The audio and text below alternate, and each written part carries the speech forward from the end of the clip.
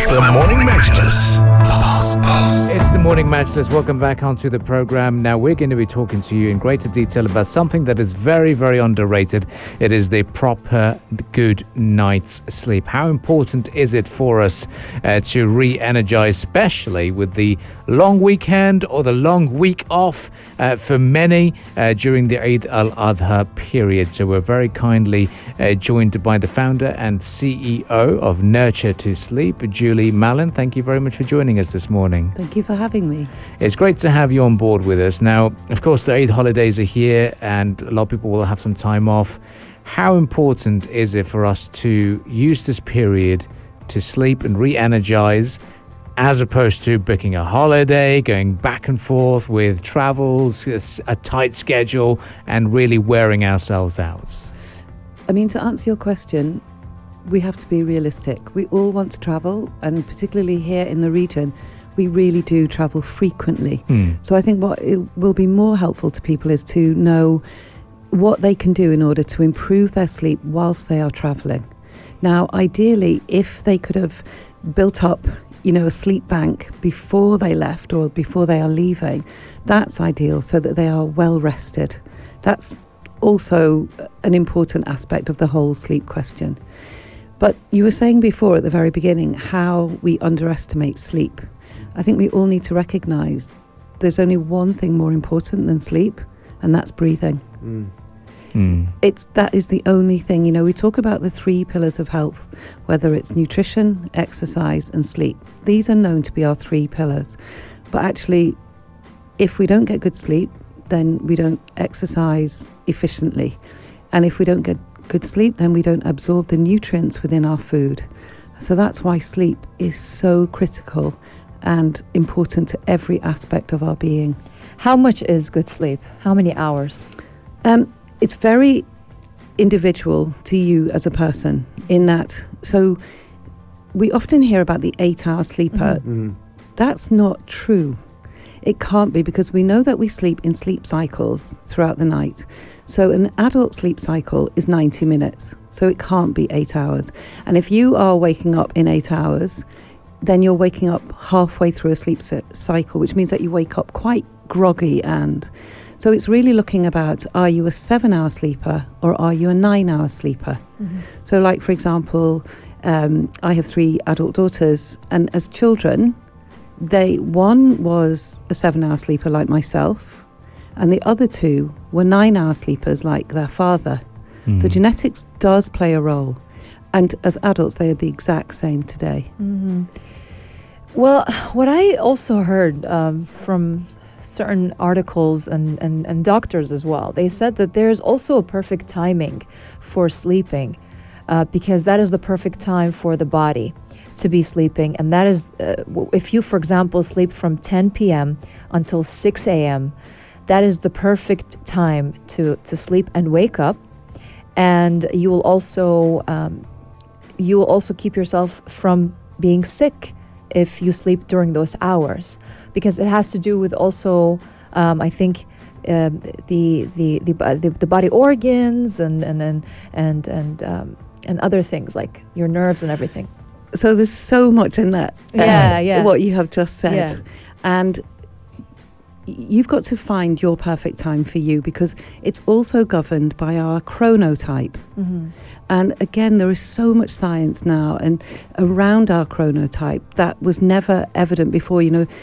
Sleep as a science is actually a very new science, and it's only with all the imagery and the technology that we are able to see now about what happens when we are sleeping.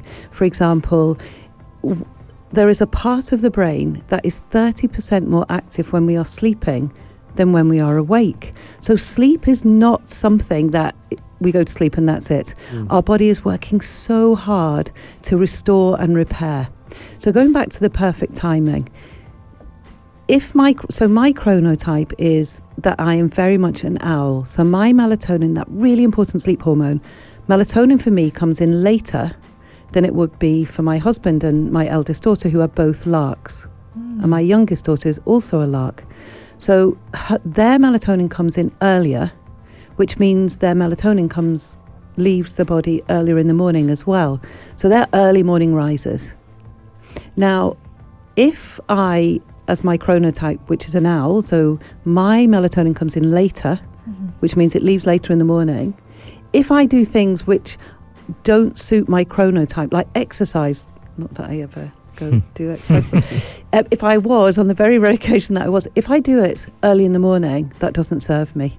True. Whereas if I do that later in the afternoon and early evening, actually my body is really attuned, and I get the most efficient performance from that exercise, which is all down to my chronotype. Now, going about your immune system, we know that the immune system is built overnight, not during the day. So there's certain proteins called cytokines. Now, these are the building blocks for our immune system. And while we're sleeping, that's what's being built. And if we don't get enough sleep, then our immune system is really being compromised. And I'll say one more thing about our illness and wellness, and not to scare.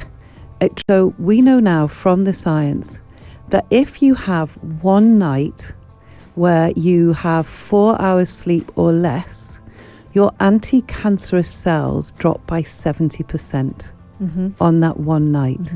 Now, I can't leave you with that stat, with that research, because it's really quite scary. But it just is to let anyone know, if they've had 4 hours sleep last night or the night before, really make the biggest effort to have a much better quality sleep tonight. And you'll bring those anti-cancerous cells back up. The body is an incredible machine if we respect it. And so compensating for a lack of sleep, if I have a bad sleep last night, I can compensate that by getting potentially more hours tonight? Yes, but again, it's not so much about the more hours, it's the quality of your sleep.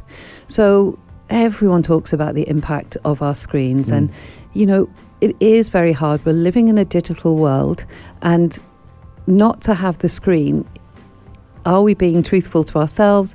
But we do, if we want to value our sleep, because basically shorter sleep means a shorter life. That's what we're looking at in the science is telling us. And so it's about looking at your routine. I had somebody recently who sleep was really terrible. Their world is in, all within the digital world. So we had to give manageable hacks, and that was to set your alarm 30 minutes before bedtime, so that you come off all devices just 30 minutes before. We can all manage 30 minutes. So that's one of the things that we implemented. And then gradually, when it's almost like a weaning off, then we can increase it to 45 minutes, and ideally 1 hour. The ideal is 1 hour, certainly for adults. For children, it's clearly a lot more. That's pretty interesting. Now, you were mentioning about this identifying a chronotype. How does one relate to and how does one find out what their chronotype is and what works for them? So one of the things will be, like, for example, for me this morning, I set my alarm for 6:30. I was awake before my alarm went off. Okay. Now, that would suggest that my chronotype is that of a lark. So it can be, but it's all about how rested you feel in the morning. So I knew that I'd had enough sleep for me last night, because I was able to wake up this morning without the alarm and feeling refreshed. Okay. Now, the other thing is, if in the evening you are an owl, and everyone is saying that the ideal time to go to bed, because it is related to our circadian rhythm, it is related to the timings of when that melatonin, that really important sleep hormone, is released into our body. And it varies, again, depending on our chronotype. But also, it's about recognizing sleep is not a straight line. Sleep is really dynamic. And that melatonin will come in depending what precedes the melatonin coming in, which is somewhere between, for adults, somewhere between 9:30 and 10:30 at night. Okay. But as I know, I'm very much that owl. My melatonin comes in certainly around 11, and then I'm ready to sleep at 12, and then 7 hours. But it's all about the quality. If my quality of sleep is really good quality of sleep, there is lots of science now to show us that 6.5 hours, if I have good quality sleep, is also ensuring that my quality of sleep, which is the human growth hormone, is being released in its, entirety throughout the night. I'm getting adequate rapid eye movement sleep. And one of those factors about ensuring we have our rapid eye movement sleep is to make sure that we haven't eaten too late before we go to bed. Because if we eat too late before we go to bed, that really impacts our rapid eye movement sleep. Amazing. So, Julia, I just want to ask you as well, it's not just about the quality of sleep, it's about falling asleep.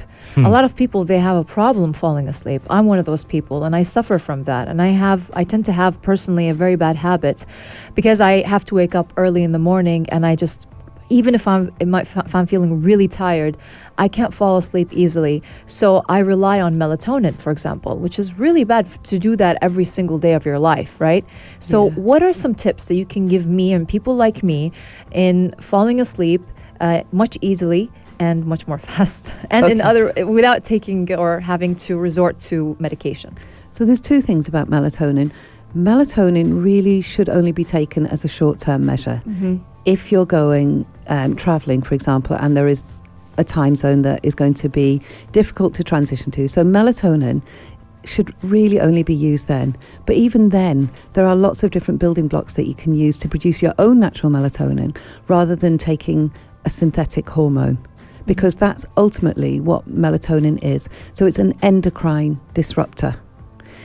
And the other thing is that with the melatonin that we buy, most of the melatonin that is bought is actually a lot more than what it says on the packet.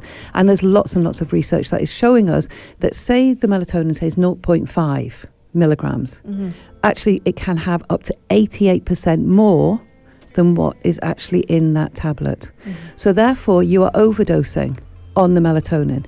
Now, the longer you take the melatonin as a synthetic sleep support, it's actually reducing your natural melatonin and making you more addictive or reliant on this natural melatonin. So we know that the amount of melatonin that we need in our bodies to sleep is anywhere between 10 and 80 micrograms.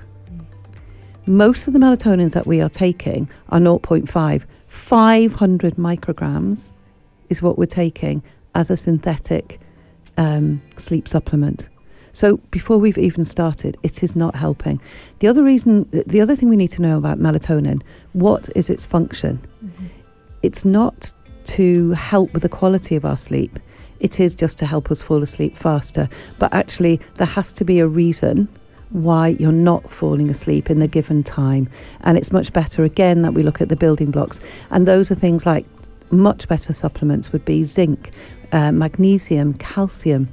These are all converters of amino acids to tryptophan, which then boosts our serotonin. And then serotonin is the building block to melatonin.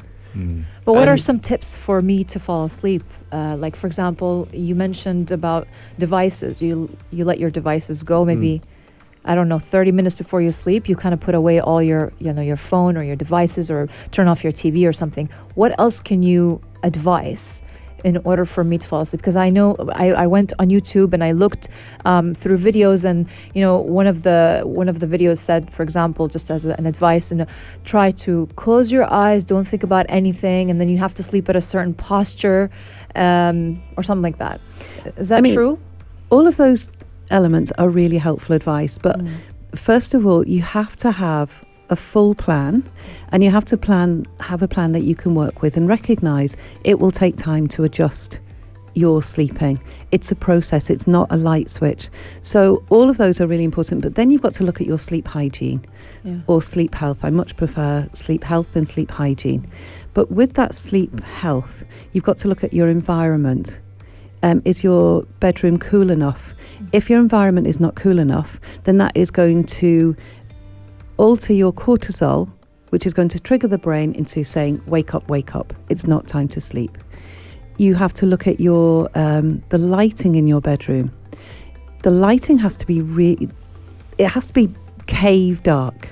Now, when I say cave dark, that means that you can't see your hand in front of you. Oh, Wow. And if you can see your hand in front of you, then you are not promoting the production of melatonin throughout the night. Now, we know that melatonin is only produced at night. So if there's any light coming in, so it's our dark hormone, and if there's any light coming in, even if you wear an eye mask, if there's any light coming in, or for example, if you have a short sleeve pajamas, we've got time receptors on our skin, and so the light is bouncing off our skin and relaying to a part of the brain that is saying it's not quite night here. So just going back to that part, to the very beginning of your question, and just letting us know how important it is to follow our circadian rhythm and light. So in the countries, and thank goodness we don't have it here, in the countries where we have daylight saving, and there's a big controversy with all the different countries at the minute, but in the countries where they have daylight saving, in October, where the clocks went forward, about 90 countries, I think, the clocks went forward and we lost 1 hour's sleep. In those countries, there was an increase of strokes and heart attacks by up to 24%. Wow. And then when the clocks go back and we gain an hour's sleep, there is a fall in strokes and heart attacks by 22%. And this happens, it's almost like a social experiment that happens twice a year. Now, why that happens in terms of strokes and heart attacks, and just to let us know about the importance of sleep on our overall health, cardiovascular, immune health. So we have a group of cells that sits it sits deep into our brain, but it monitors the amount of light that is coming in, be it natural or artificial being from our devices, or ordinary overhead lighting. Now, this group of cells, it's a very fancy name, and it's called the suprachiasmatic nuclei. And this group of cells is like our GMT, and it relays all the information, or it relays the information of what time it is to all the other clocks in our body. Now, just as a little mini quiz, how many clocks do you think we have in our body? We've got a master clock here, suprachiasmatic nuclei, SCN. How many clocks do we have in our body? I'd say 5. 3, I'm saying. 4. 37. Oh, wow. Well, that was embarrassing. No. Wow. I was speaking very recently at a conference in Ireland, and I met the first person ever who was able to answer it, and he is the most incredible doctor. But people just don't know this information. Now, why the strokes and heart attacks was relevant with the time shift is because we have time clocks on every cell in our body, in our heart, in our lungs, in our skin. You know, the skin is the largest organ in the body. That's true. So say if I'm working with a family and, I will ask them, weather permitting, for the children to sit outside and have their meal at 5:30, because the natural light is conveying to the brain it's 5:30 p.m., not 5:30 a.m. So it keeps that biological clock on time. Now, us here on the Morning Majlis, and I can imagine like many other listeners out there, we have to wake up early and we've got to perform for our work and have that memory. We were talking a little bit about, off air about how the lack of sleep really affects your memory and your cognitive performance at work. I'd like to elaborate on that. Can you talk a little bit more on how a lack of sleep can really affect your memory and your performance if you were to wake up for work? So when we go to sleep at night, there's a whole series of events happen. And it's almost like a flushing system. We've got two systems. We've got the glymphatic system and the lymphatic system. Everyone knows about the lymphatic system. But what few people know is the glymphatic system. And that's like a flushing out system within our brain.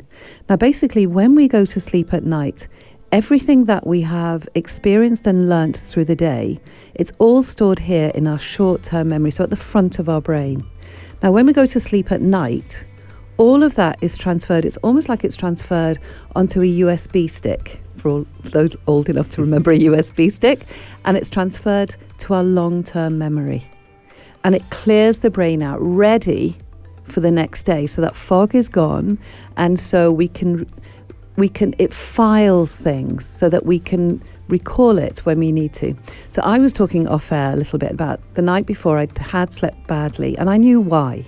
And there were certain things that I could not retrieve when I needed to. Now, I slept very well last night, and on my way here this morning, I was able to go straight to that memory that I required. So it clears your brain and it gives you access. So our cognitive function is improved tenfold when we have a good quality sleep. There's also something which is, I'm such a nerd, but it is so exciting. So we know that when we sleep in sleep cycles. Now, in one sleep cycle, we have 4 to 5 phases, depending on whose research you're looking at, current or a little bit older being 20 years. But we have stage 1, stage 2, stage 3, and stage 4. And the new research is kind of putting stage 3 and stage 4 together. And then we have that very important rapid eye movement sleep. Now, we know recently we've discovered that in stage 2, we have what's called sleep spindles. So these are electrical currents, and they're creating these sleep spindles. Now, sleep spindles are for a very specific memory, and they are about creating new memories. So say we are learning for a particular test, or even the one where it's about coordination. You go to the gym and you're doing a new activity in the gym. If you get adequate sleep, that activity that you have learnt in the gym is going to be stored and retrieved. So every single part is going to be consolidated. Very well connected, isn't it? All things when it comes to our performance and learning, and even in living. And as you pointed out, the very, very important element is breathing. The more important than sleep, and that's very, very important to know. Lastly, as we conclude, your day job is founder and CEO of Nurture2Sleep. Talk to us about what the organisation does, and you also help infants fall asleep and people to get used to a routine, because teaching an infant to sleep and the right time to sleep is a proper challenge.